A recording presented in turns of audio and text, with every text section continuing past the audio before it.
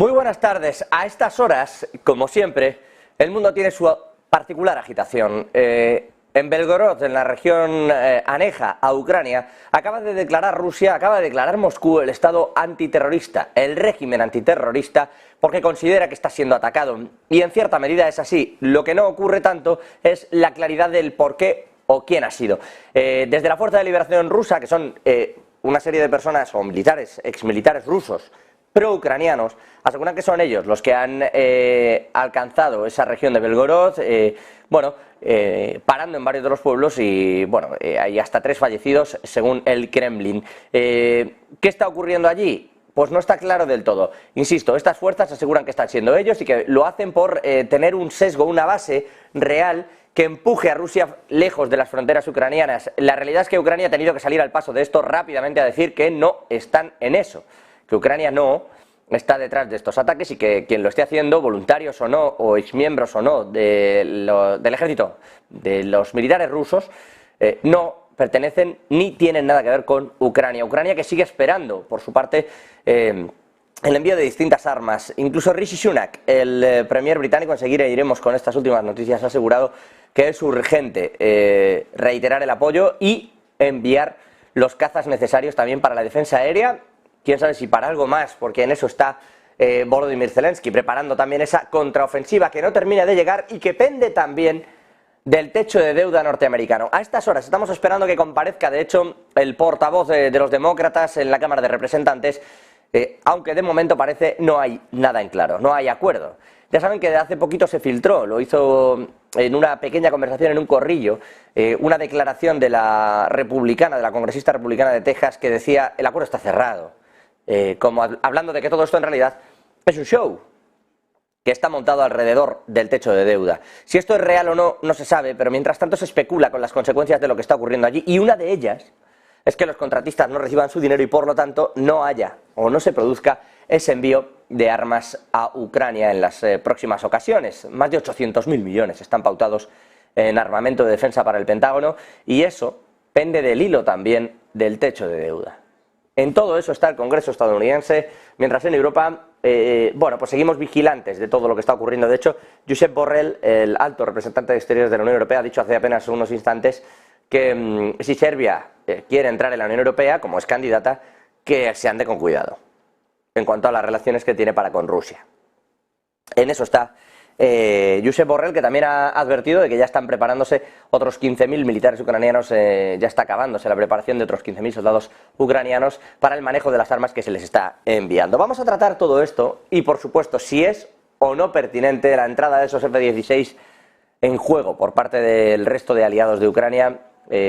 Lo vamos a hacer en los próximos minutos, recordándoles que se le han prometido esos aviones a pesar de que Joe Biden en estos últimos días en el G7 ha dicho las dos cosas, que no había que dar los F-16 y que sí.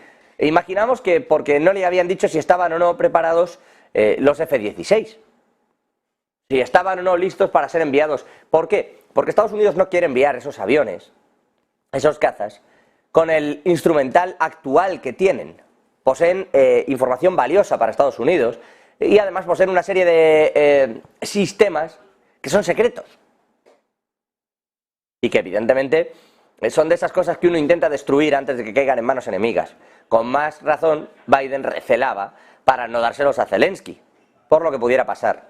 Bueno, se le habrá explicado seguramente que esos equipos se pueden desmontar, que se puede recolocar y que además los nuevos F-16 de Estados Unidos ya están preparados en otra dirección y no tiene tanta importancia, no tiene tanto peso lo que pueda ocurrir con estos aviones que al final, sí ha dicho Biden, podrían enviarle a Ucrania. Con todo y con esto, no es lo único de lo que vamos a hablar y lo miraremos a lo largo de esta jornada, miraremos también a China, pero antes, y para comentar todo esto que les comento, para hacer el análisis, Ariel Umpierrez, economista, historiador, especialista en geopolítica. Buenísimas noches, ¿cómo está? ¿Qué tal? ¿Cómo estás? Perdona que estoy con la cámara, ahí va la cámara. No pasa nada, no pasa nada, ya nos vemos. Está también Lajos Sazdi, analista de Relaciones Internacionales al otro lado, creo. Muy buenas. Sí, aquí estoy. Buenas tardes. Como siempre, un gusto saludarles a ambos y paso a preguntarle directamente. Lajos, ¿Qué sabemos de estos F-16? ¿Se van a enviar o no? Y por ir a la última hora, o quizás empezando por ahí, ¿qué creéis que está ocurriendo en la región de Belgorod con esos ataques que dicen que son parte de la Fuerza de Liberación Rusa, esos ciudadanos rusos o personas con la ciudadanía rusa, pero pro-ucranianos? Sí, bueno, en cuanto a los F-16, Noruega, que los tiene, dice que no tiene pensado ceder ninguno. Potencialmente, pues diría Holanda, probablemente también Dinamarca, Bélgica. En el caso de Holanda es interesante porque planeaban, ya que ellos están adquiriendo el F-35, caza de quinta generación, ya que el F-16 es de cuarta, que iban a venderlos a una empresa privada para ser utilizados, creo, como aviones enemigos en ejercicios en Estados Unidos, pero han cancelado esa venta a esa compañía privada. O sea que yo asumo que podría potencialmente ser que esos 28 se cedan a Ucrania, pero creo que tiene que haber confirmación. En cuanto a las fuerzas estas rusas contra anti-Putin, bueno, sí, es lo que tengo entendido es que ha habido un ataque a través de la frontera. También creo que Ucrania ha dicho que ataques dentro de Rusia han sido, algunos al menos de ellos, no producto de la inteligencia ucraniana, sino de una resistencia rusa.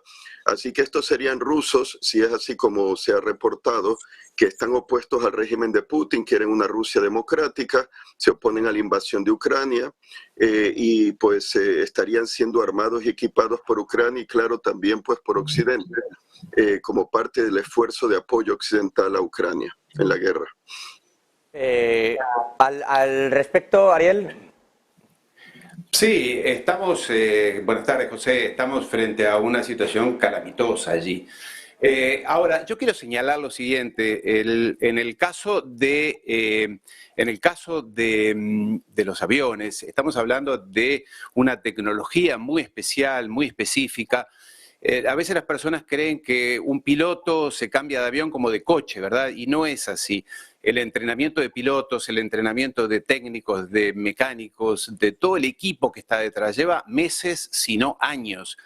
Estamos hablando de, en el caso de Ucrania, gente que tiene mucho interés en hacerlo, digamos, están muy motivados, pero no es posible que esto se haga de un día para otro. En el caso de Ucrania están más acostumbrados a la tecnología rusa o exsoviética, entonces no será algo fácil o que uno piense que inmediatamente van a estar allí, como sí lo están en el caso de otras tecnologías un poco más sencillas, por así decirlo. Iba a preguntarle, y al hilo de esto que están comentando ambos, ¿nos creemos que el entrenamiento esté empezando ahora? Porque claro, esto es complejo. ¿O nos creemos que los pilotos sean de verdad ucranianos? Bueno, sí, yo empezando con este punto, creo que recuerdo haber escuchado el año pasado, en la segunda mitad del año pasado, quizá el otoño del 2022, como que ya se hablaba de que pilotos ucranianos reciban entrenamiento en Estados Unidos, pero no sé en qué quedó eso. Así que habría que ver si realmente eso del entrenamiento es algo pues de ahora nuevo o que solapadamente, surrepticiamente ya ha estado ocurriendo por si acaso o porque eventualmente iba a pasar. Así que esa es una cuestión. Pilotos de fuera, bueno, podría ser también que hayan, no sé, pilotos de origen ucraniano, pero ahí yo más bien siendo irónico, de otras fuerzas aéreas. En todo caso, si fueran pilotos de otras fuerzas aéreas, sería quizá más complejo porque tenemos que tomar en cuenta las órdenes que se pasen en ucraniano. Tendría que ser en lengua ucraniana, tendrían que ser pilotos extranjeros versados en la lengua, porque si no, las comunicaciones las interceptaría Rusia y ahí tendría evidencia de audio de que son pilotos pues americanos, ingleses, según el acento, ¿no? Así que ahí está la cuestión, sí. Claro, y se hablaba incluso de que había más de 8.000 muertos polacos. Yo no sé si vosotros, este tipo de cifras, más allá de que evidentemente Ucrania no está librando la guerra solo con lo que tenía Ucrania, ¿no? Es evidente que para soportar el embate de Rusia está poniendo mucha carne en el asador, especialmente Estados Unidos, pero se habla de que Polonia enviaba efectivos y se habla de una cifra de muertos elevada por parte de los propios polacos. ¿Estamos llegando hasta ese punto? ¿Y creéis que esto en algún momento va a ser oficial? Mira, no sé si oficial, José, pero en todo caso, oficial no podría serlo porque si no estaríamos hablando de una guerra ya oficial entre la OTAN y Rusia y eso tomaría otro cariz.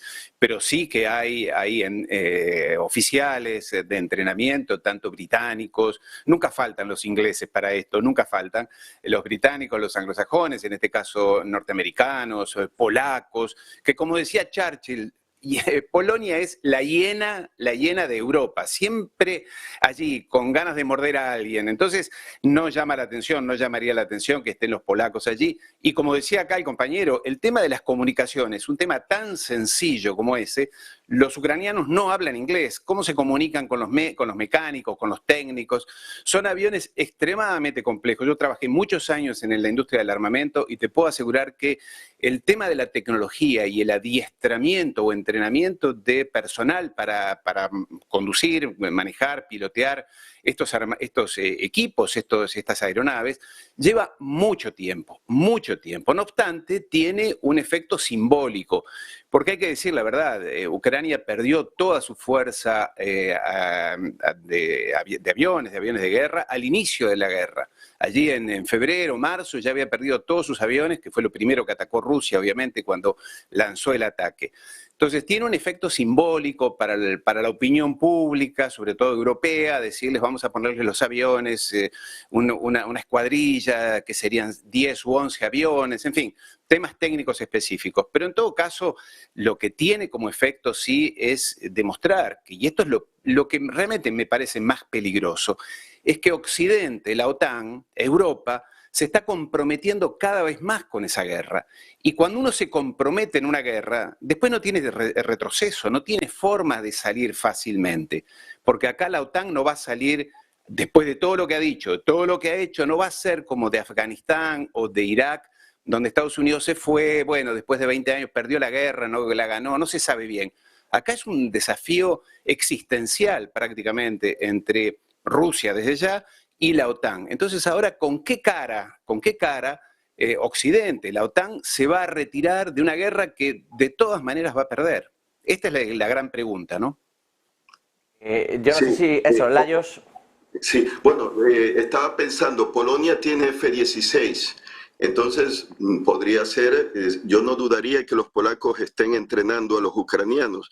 Claro, el polaco y el ucraniano no son la misma lengua, pero podría, ya que hay una estrecha colaboración. Ahora acaban de abrir una instalación en Polonia para reparar los tanques occidentales, los Leopardo o equipo militar como los obuses de artillería, me imagino, alemanes, Panzerhaubitze 2000, que le han dado los alemanes a los ucranianos en suelo polaco. Así que ya existe una, que ¿cómo llamarían? Sinergia, ¿no? Una colaboración entre Polonia, Ucrania y el equipo occidental. Así que en cuanto a los pilotos, pues habría que ver. Hay otra cosa que también Polonia ha dado cazas MiG-29, que algunos de ellos fueron donados por la Luftwaffe alemana, heredados de la Alemania Oriental. Entonces podría ser, creo que se hablaba antes de la invasión rusa del año pasado, de modernizarlos con radares de control de tiro que podrían ser ELTA 2052, que son de barrido de fase activo, y eso permitiría, porque no olvidemos, alguien lanzó, si es como dicen los rusos, los misiles cruceros Storm Shadow, que destruyeron pues ese edificio donde se acuartelaban presuntamente tropas rusas en Luhansk hace unos días. Pues la plataforma de lanzamiento es aérea, o sea, usaron aviones, tienen aviones los ucranianos. Pero hay una cosa que quiero decir, no nos debemos de apartar de la realidad, que no es realmente una guerra entre la OTAN y Rusia, eso es lo que dice Rusia, aunque la OTAN apoya a Ucrania, es entre Ucrania y Rusia, y que Ucrania es la parte agredida. No hay que salirse de eso, porque se suele decir que la OTAN como que aumenta la escalada. No, la OTAN apoya a Ucrania, como pues los británicos y franceses no pudieron ayudar a Polonia tras la invasión de Hitler, pero le declaran la guerra. O sea, en este caso no declaran la guerra a Rusia, los países de la OTAN, pero apoyan a Ucrania porque no ha sucumbido. Y tienen medios, ¿no?, a través de Polonia, ¿no?, de Eslovaquia, etcétera, Rumanía, de apoyar, que son de la OTAN, apoyar a Ucrania. Así que en cuanto a quién ganará la guerra, bueno, yo diría que se ha hablado hace el siglo pasado de la llamada disuasión convencional, no ya solamente la disuasión nuclear, disuasión convencional. Y podríamos ver que podría ponerse en práctica una disuasión de armas convencionales más sofisticadas occidentales al poderío militar ruso, que se ha desplomado con bajas pérdidas de tanques, de personas en esta guerra, porque siguen combatiendo a la soviética. Y los ucranianos están siendo armados y usando el armamento efectivamente, aunque sea occidental, para parar y haber frenado la invasión. Así que ¿quién va a ganar? Bueno, ahí está la pregunta, pero no creo que Rusia gane, al menos no logrará ocupar lo que intentó, que era la mayor parte de Ucrania.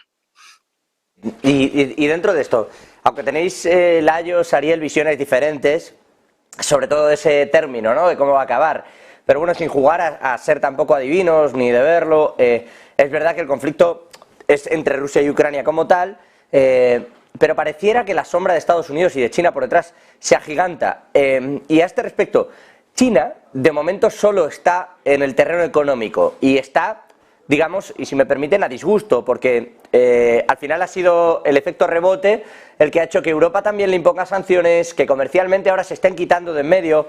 Y en esta línea, claro, el G7, por ejemplo, vivido estos días, iba claramente, decía China, que eso ha sido un taller anti-China, más que una cumbre, ¿no? Y claro, en esa línea, China incluso ha empezado hoy a multar también o a sancionar a Micron, por ejemplo, Technologies, de compañía estadounidense que cotiza en el Nasdaq. Entonces, está devolviendo un poco también ese frente. ¿Hasta qué punto creéis que China va a mantenerse al margen, hablando en términos militares? Mira, más allá de lo que se dice, José, sobre el poder militar, de cómo va la evolución de esta guerra, en términos globales, Rusia no necesita a China para ganar esta guerra. En términos militares, no necesita a China. Toda ayuda, los drones iraníes y demás, bienvenidos. En realidad, el vínculo entre Rusia y China, lo dijeron Xi Jinping y Putin hace varias semanas, y cada vez que hablan ellos dicen lo mismo. Lo que une a China y Rusia ya no es un acuerdo de cooperación económica, un libre mercado, lo que sea. Es un vínculo que no tiene techo, que va más allá de lo militar, de lo económico, de lo tecnológico, de lo financiero.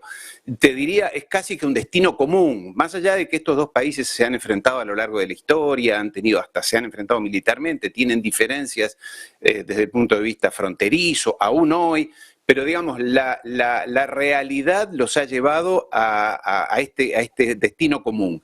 Que Rusia dijo a lo largo de muchos años, Putin en la conferencia de seguridad de Múnich en el 2007, lo dijo en el 2010 en Alemania, Rusia quería formar parte de la Unión Europea o generar una Unión Europea ampliada que fuera un acuerdo desde Vladivostok hasta Lisboa, es decir, que incluyera a Rusia, junto con toda Europa. Europa miró para otro lado, después le hizo una broma, un chiste al presidente Bush, en un momento le dijo queremos formar parte de la OTAN, pero bueno, Occidente con esta cosa rusofóbica que tiene desde 1870, te diría, desde la época de la unificación alemana, esta psicosis antirrusa, muy alimentada sobre todo por los británicos, le dijo que no a Rusia otra vez. Entonces con Rusia pasó lo que no debería haber pasado, es decir, que se fue a los brazos de China o se fue a consolidar esa alianza con China.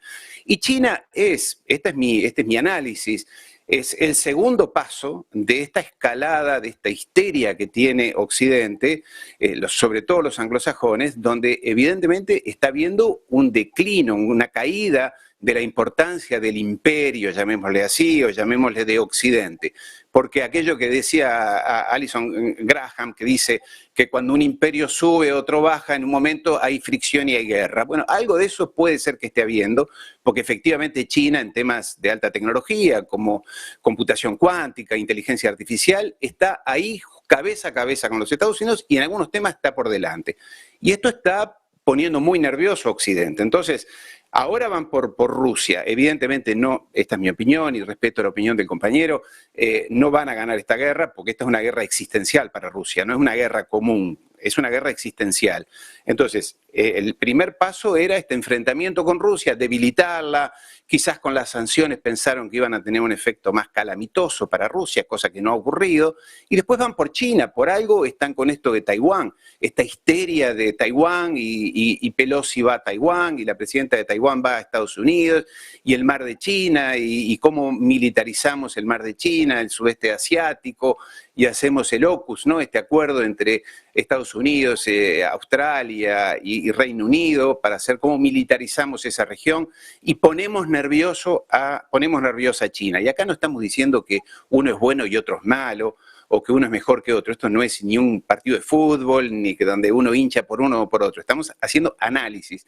Y efectivamente, yo lo he dicho en muchas ocasiones, admiro la prudencia y la templanza tanto de Rusia como de China, porque realmente sabotajes, atentados dentro del territorio ruso están sucediendo prácticamente todos los días. Y bueno, después de 8 años en que Rusia dijo que no quería, que Rusia esperaba que se cumpliera aquello de no avanzar la OTAN más allá de una pulgada de lo que estaba en 1990, más o menos, que fue lo que dijo Baker, el secretario de Estado, lo dijo Mitterrand, lo dijo Kohl, no vamos a mover la OTAN, y sin embargo se la movieron y se la llevaron hasta la puerta de la casa. La frontera de Ucrania está a 300 kilómetros de Moscú.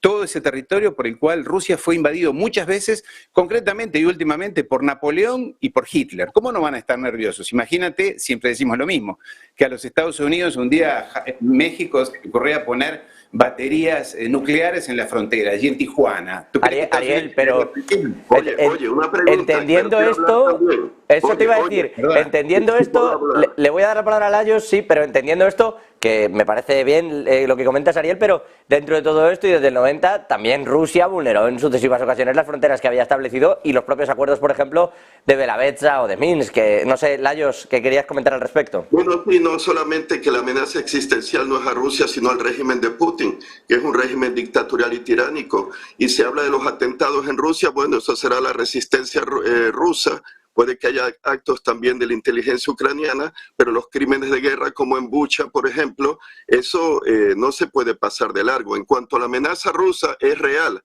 Yo soy de padre húngaro y soy ciudadano húngaro. Dejando a un lado la actitud de Víctor Orbán hacia Rusia, históricamente, puedo decirlo, Rusia ha sido una amenaza a Europa Occidental. En tiempos de los zares se ha considerado la tercera Roma.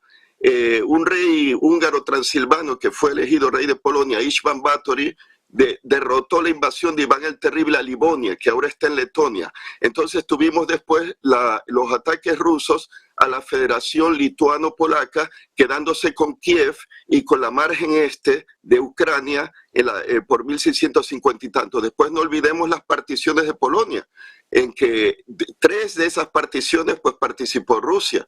Y no olvidemos también pues las ambiciones que han tenido en el sureste europeo, en el Cáucaso, a costa del Imperio Otomano, a costa de Persia, la guerra de Crimea, que era una forma de frenar el imperialismo ruso, la Primera Guerra Mundial, que el zar, cuando llegó creo que a Lemberg, a Leópolis, declaró la anexión porque eso había sido parte de Polonia, y Austria, creo que en la segunda partición lo anexó para evitar que Prusia y Rusia se lo quedaran.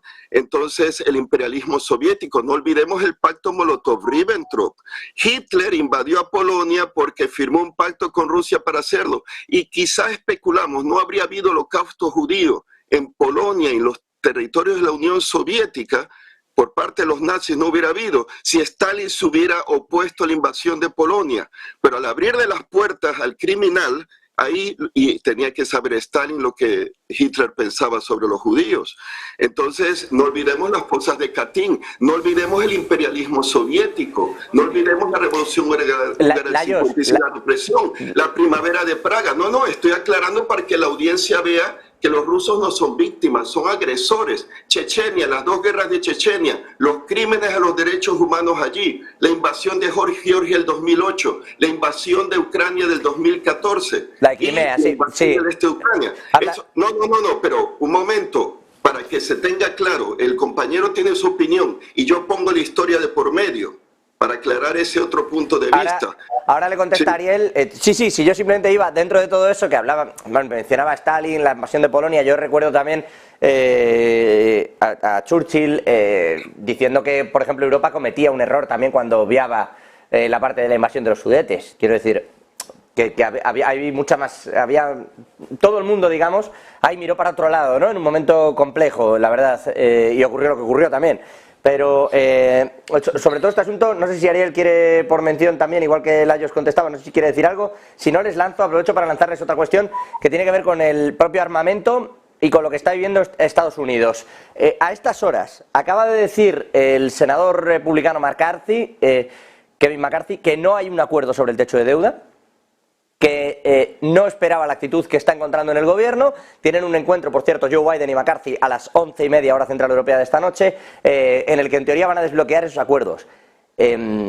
Insisto, de momento no hay acuerdo y dice McCarthy que lo que está encontrando de momento es resistencia para negociar ciertos puntos, a pesar de que desde el propio Partido Republicano se había filtrado la sensación, a través de una congresista republicana desde Texas, se había filtrado esa famosa frase de ya hay acuerdo, hace ya casi una semana, y aún así, bueno, estamos enredados en esto. Lajos, Ariel, claro, al respecto de estos fondos también del techo de deuda, salen las operaciones con los contratistas de armas. Operaciones importantes, tiene el Pentágono más de 800.000 millones en presupuesto. Y de aquí sale también que puedan hacer o no ciertos pagos. ¿Esto compromete parte de los envíos futuros que se pretendían hacer a Ucrania? Ariel. Mira, dejemos el tema anterior porque seguramente yo como historiador y compañero, como seguramente también, podemos estar horas y lo que importa es que sigamos avanzando, porque esto no depende de nosotros en realidad.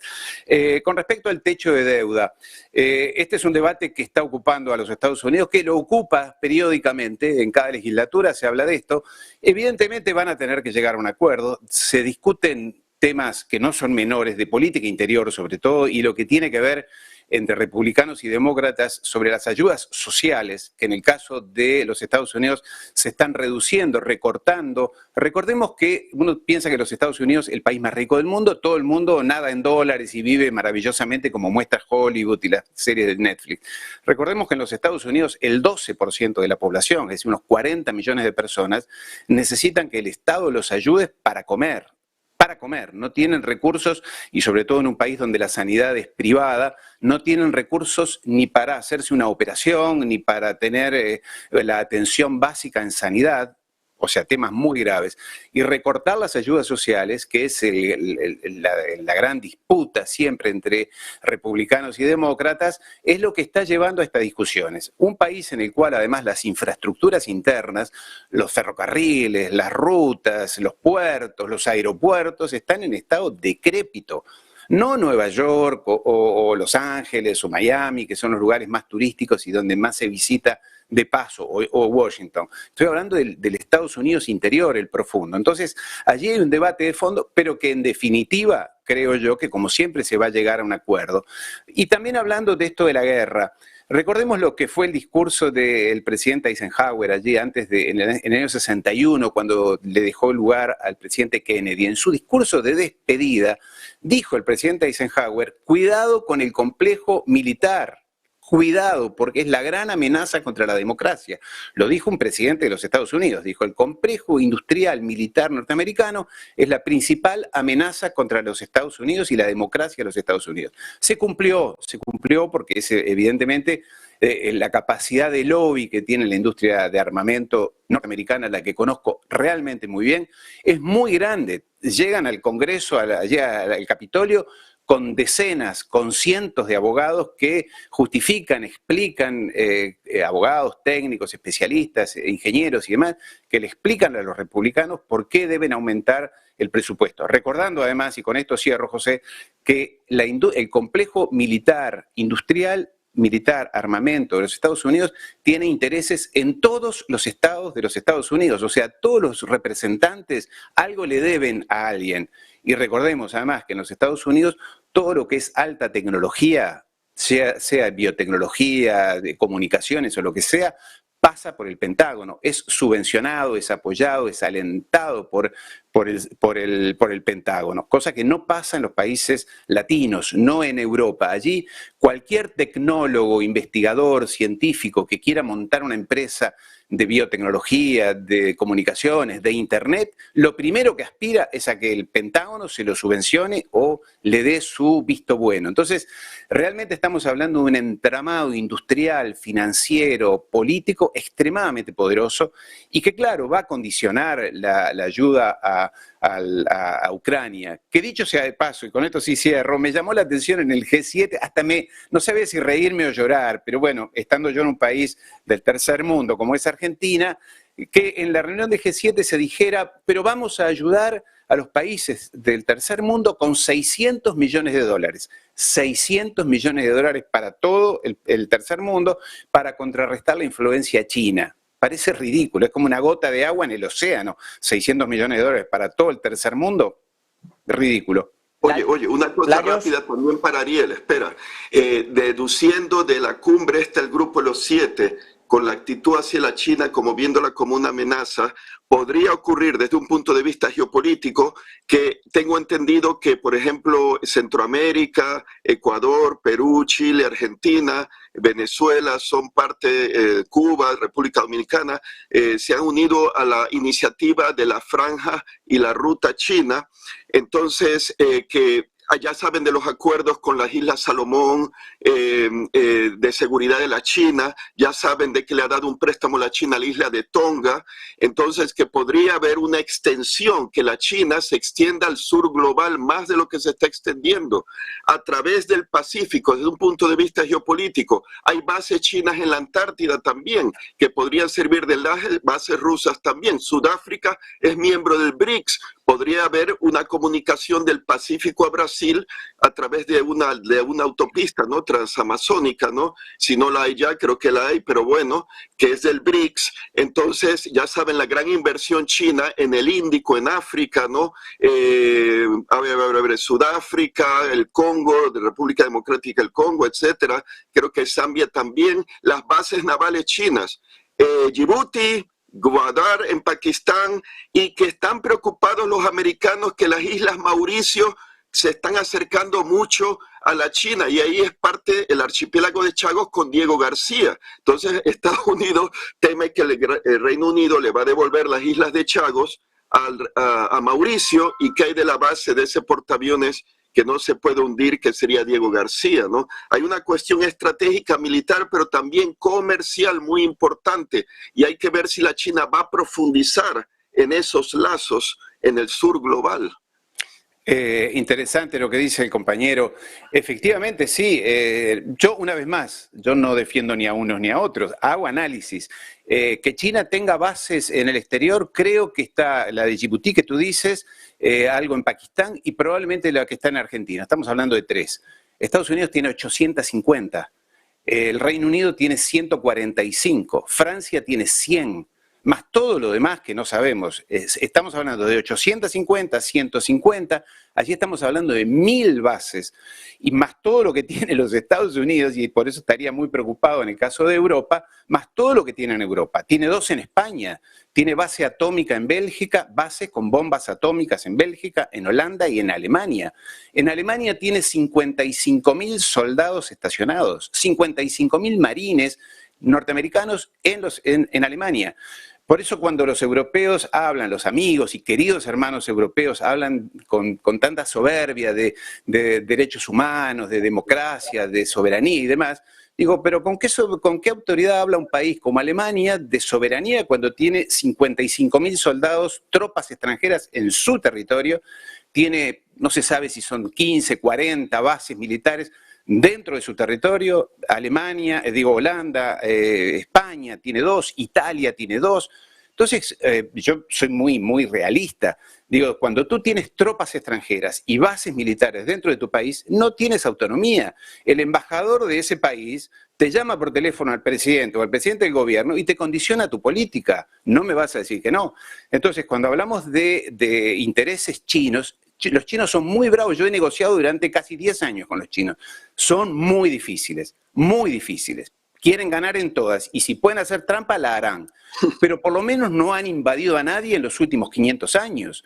Entonces, obviamente que todos quisiéramos la independencia y autonomía absoluta, pero lo que sí queda claro es que los piratas ingleses han invadido el planeta entero. Pregúntale a los chinos que encima le hicieron la humillante y noble guerra del opio. Como Dos guerras del opio. Dos, 1840 y 1846, más o menos. Después en la India, las hambrunas que hicieron en la India. En África, yo viví 7 años en África. Pregúntale a los africanos, los detestan a todos. No dejaron un hospital, no dejaron una escuela, como sí dejó España en América Latina. Dejó universidades, dejó hospitales, dejó escuelas, dejó instituciones a lo largo de lo que era el Imperio Español entre 1500 y el 1800. A los ingleses no los quiere nadie en ninguna parte del mundo. O en la isla de Ascensión, aquí en el Atlántico, en Malvinas, en fin, realmente el tema de las bases es muy, muy discutible, ¿no? Bueno, eso pasa como siempre, que depende de a quién se la pongan y dónde de cerca, pues tienes tu propia visión de los hechos, ¿no? Y siempre pasa. Insisto que esto depende de cómo lo quieran escoger. Mencionaba ya Churchill con aquello de entre elegir el deshonor y la guerra, habéis elegido deshonor y luego habrá guerra, ¿no? Lajos, al respecto de todo esto, no sé si quieres apuntar alguna otra cosa o os termino con una última cuestión, pero dime, Lajos. Bueno, no, que el mundo se vuelve más interesante porque, claro, el Grupo de los 7, pues sí, un bloque poderoso, pero como lo leí, ¿no? Que hace 30 años, en 1990, el Grupo de los 7 representaba un poco menos del 50%, un poco más del 50%, creo que el Producto Interior Bruto, algo así, pues ahora son un poco menos del 30%. O sea que hay un cambio, ¿no? En la distribución, vamos a decir, de la riqueza, y ciertamente la China es el peso pesado en el BRICS, ¿no? Entonces habrá que ver cómo evolucionan las cosas, pero claro, al mismo tiempo hay poderosos intereses comerciales y económicos de la China, de la India, como miembros del BRICS, y Rusia, aunque ahora pues está bajo las sanciones, pero ha buscado y logrado encontrar medios de cómo comerciar con otros socios comerciales. Así que, bueno, hay que estar pendiente y habrá que hablar mucho más de lo que va a ocurrir, ¿no? Pues en los próximos meses y años. Bueno, me voy a quedar con todo esto y me quedo sin mucho más tiempo, y además tengo que irme a Estados Unidos, que está Miller, el demócrata, el portavoz, hablando justo del techo de deuda. Lajos Dazdi, un placer, como siempre, tenerte al otro lado. A veces, por cierto, bueno, Lajos, que es economista e historiador, especialista en geopolítica, y Ariel... Bueno, no economista, algo de historia. Analista en relaciones internacionales, perdóneme. Ariel Unpierrez, economista e historiador, especialista en geopolítica. Ahora sí, a los dos es un placer, y sobre todo encontrar esas dos posiciones y poderlo hablar, poder analizar ese punto histórico, y luego ya cada uno que saque las conclusiones como las quiera sacar. Pero creo que es bueno, es positivo, efectivamente, oye, es que ni todo es así, ni todo fue de la otra manera, y cuidado con cómo se analizan las cosas con esa sencillez y esa simpleza que suele ser peligroso. Les agradezco aprender y los puntos de vista. Buenas noches. Buenas noches, gracias, un placer. Gracias. Nosotros seguimos, vamos a mirar, de hecho, al techo de deuda estadounidense. A estas horas, Miller dando declaraciones. Vamos a trasladarnos hasta la Cámara de Representantes, aquí le tienen.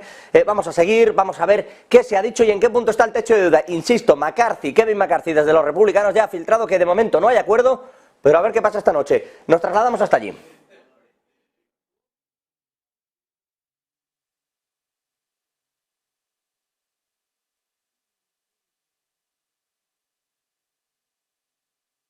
With respect to the letters, our view has been clear and consistent that the expansion of settlements undermines the geographic viability of a two-state solution. It exacerbates tensions. It further harms trust between the two parties.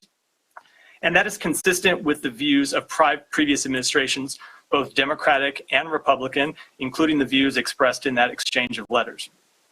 But, you know, I don't care who the letters were exchanged between. They could have been between Golda Meir and, you know, Lyndon Johnson. But the fact of the matter is that you guys were the ones who first said you're no longer bound by them. So why do you keep bringing up? Why? You know, if you think that what the Israelis are doing now is inconsistent with what they've told you, I mean you meaning this administration, that's one thing. But why keep bringing up the Sharon Bush letters? Because I don't agree that our position has changed over time. Our position has been clear and consistent across administrations, and it is our view that that letter was not withdrawn. The last administration, really? Our view is that was a clear and consistent view during the last administration? It is our view that the letter to which you referred has not been withdrawn, and that the Israeli government has not withdrawn the obligations it made in its letter. Okay, all right. Well, then that's interesting. So this administration still feels bound by the commitments that President George W. Bush made to former Prime Minister Ariel Sharon.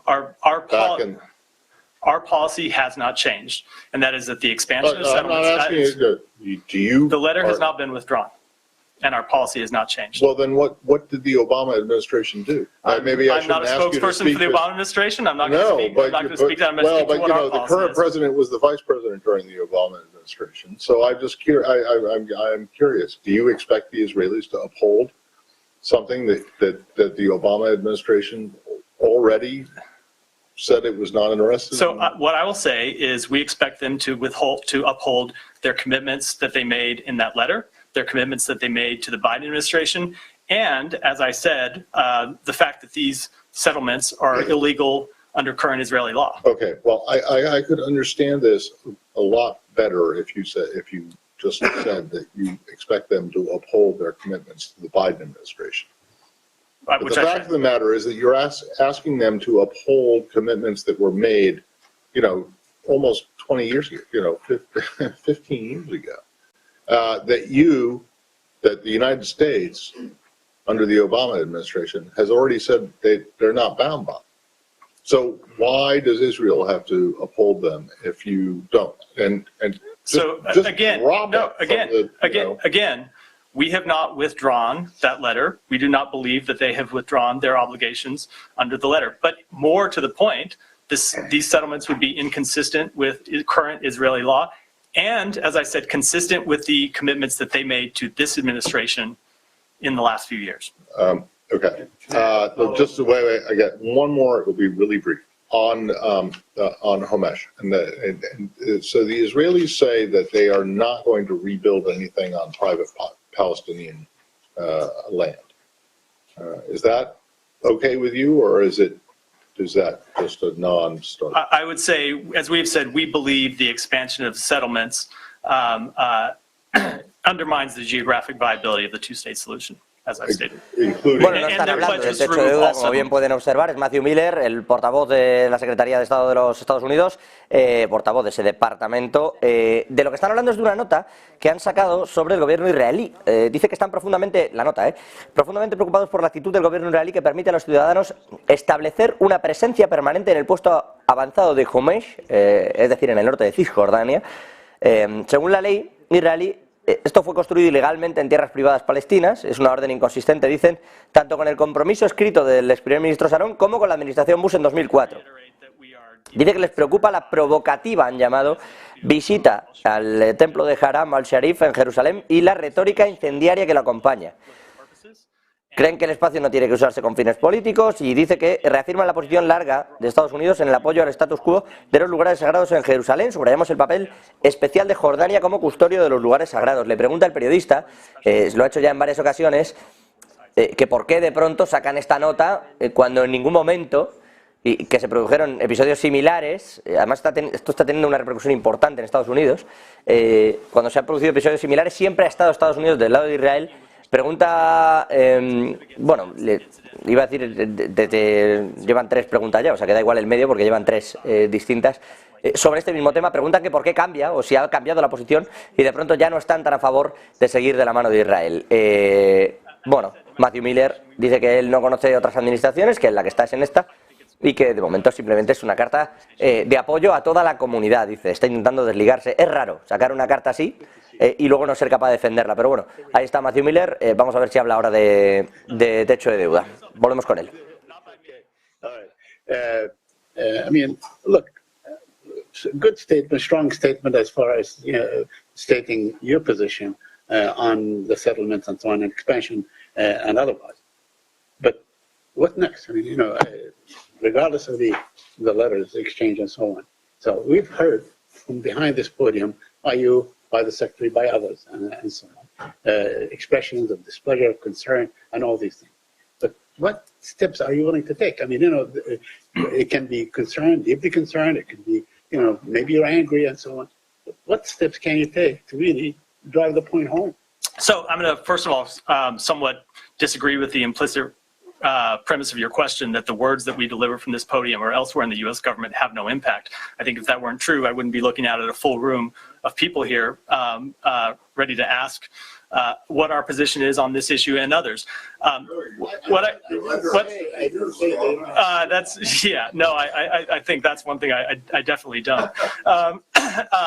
What I'll say, Saeed, is that we will continue to make our views known or we'll make our views known publicly, as we did in the statement last night, as I am here, and we will continue to make our views known privately. Well, are we ever going to hear or else kind of a thing? You do this or else. This is our position. And, you know, just before you answer that, let me ask you about my own village. I mean, you know, there are plans today to build in my own village in Abu Dis, 400 housing units. So, I mean, it seems that the Israelis, you know, they may take what you say very seriously, but then they go on with their own plans.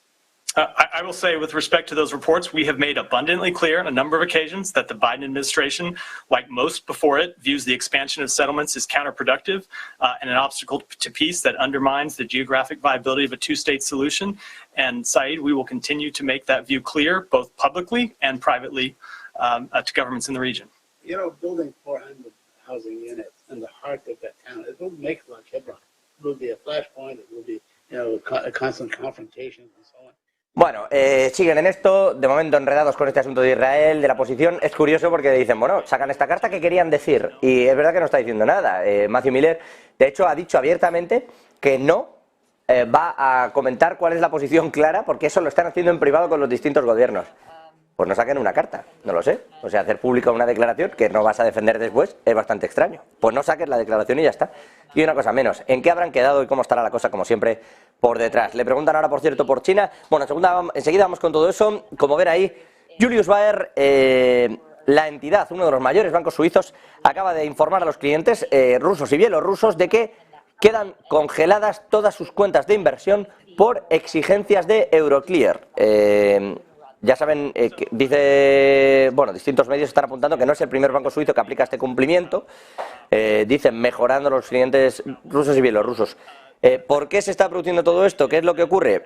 Bueno, pues son unas cartas que lo que apuntan es que son efectivas de inmediato, que ya no se puede realizar ninguna retirada de esas cuentas de inversión, que de esta forma se cumple con las sanciones que impone desde Europa y con las que Suiza está de acuerdo y también, por tanto, los bancos suizos, y que se trata de proteger los intereses del banco al reducir la exposición a restricciones relevantes. Es decir, en la misma carta, Julius Baer se excusa de tener que realizar la congelación de estos activos.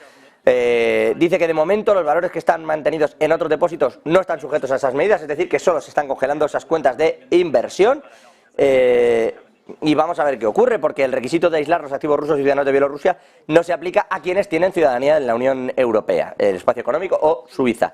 Desde el banco no van a segregar, dice, por cuentas de cliente individual si tiene un permiso de residencia permanente, temporal, o eso le da igual, pero sí que es verdad que cualquier individuo que tuviera las cuentas en Suiza y no tuviera la residencia o no tuviera una doble nacionalidad, pues va a ver sus cuentas congeladas. Insisto, Euroclear desde abril de este mismo año 2023 está exigiendo ya el cumplimiento de esas restricciones contra los ciudadanos de Rusia y Bielorrusia.